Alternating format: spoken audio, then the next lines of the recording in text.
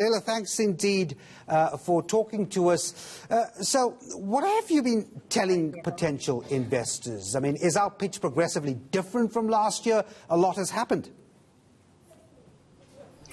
Devin, in fact, yes, a lot has happened since we last spoke to investors. And in fact, last year there was a congenitally negative sentiment about what was happening in the country. Since then, our finance minister has put forward a credible and very compelling budget speech where there is a genuine plan to reduce the fiscal cliff, to constrain the public sector wage bill.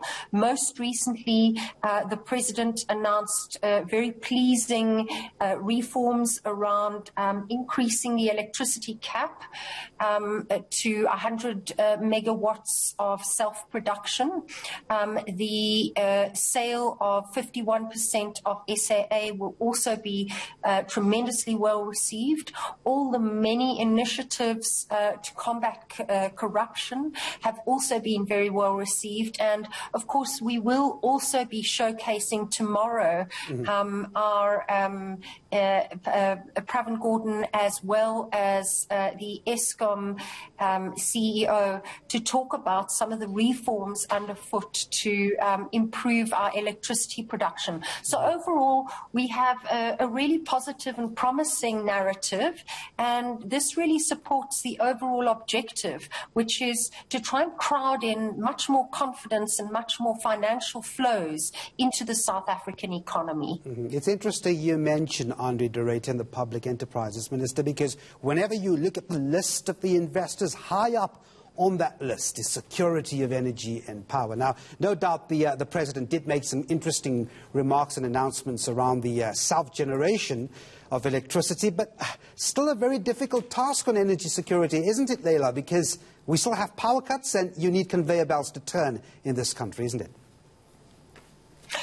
It certainly is a critical component, and of course it has a compounding effect on our ability to grow the economy. So all eyes are on the electricity producer. In addition to that, we had the Finance Minister Tito Mboweni speaking very confidently, as well as Lesetja Kganyago, whom I interviewed personally, and both of them put forward a very credible and very trustworthy approach to the economy. The President opened our conference, and I think that's the first time we've had him actually fronting our conference. And what is particularly pleasing is that we have attracted investors from across the world. This time we've gone to London, Dubai, Hong Kong, and Singapore, as well as the US, and we've had a record number of investors attending the conference, which is very pleasing. So you want to attract more listings on the JSE. That's another objective. The challenge, Leila, I put it to you, is that you've had a number of companies leaving or delisting from the JSE, partly because of the weak economy. How do you remain convincing with that reality? Well, we are in a difficult macroeconomic environment, Devin.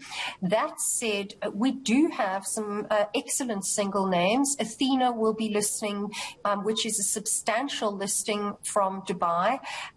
You would have seen that the Coke bottling plant have suggested that they're going to be inbound listing. We've had 6 listings on the exchange year to date.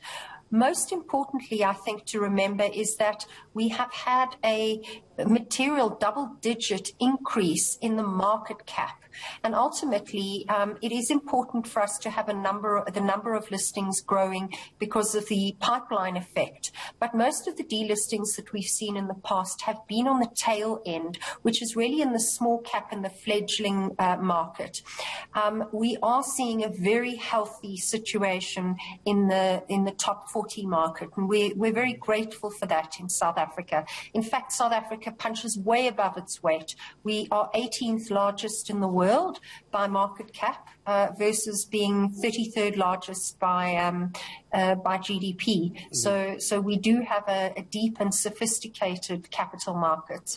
Leila, before I let you go, I mean, there are plenty of ways to assess the value of such a conference, but if it doesn't partially remedy those dreadful figures we saw on the jobless front, 11 million South Africans out of work, it holds very little value. Do you think this meeting, the summit, this conference can go some way to remedy that?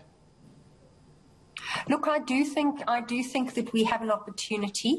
What is important to understand is that globally there is a huge amount of cash floating around because of the stimulus plans. And so South Africa needs to jointly, between public and private sector, put a very convincing and strong narrative forward that competes adequately with other emerging markets. And although we have a long way to go in resolving our unemployment rate, the economy is starting to bounce back. We have fared much better than countries like Brazil or Mexico or Russia in the way they've managed the crisis. We have a long way to go in administering our vaccines, of course, but we've been able to manage the contaminating and compounding effect on the economy of the pandemic much better than many other countries. So I'm hopeful that jointly between public and private sector, we will be able to start to attract volumes and flows back into the country. And I want to just take the opportunity to thank the government and our public sector, our private sector CEOs who have participated in the country, because it's this sort of unity, it's this sort of coalition of the willing that brings in a public confidence and a general business confidence which drives flows into the economy. All right, we're going to have to leave it there. Leila Fourie, the CEO of the Johannesburg Stock Exchange. Thanks very much indeed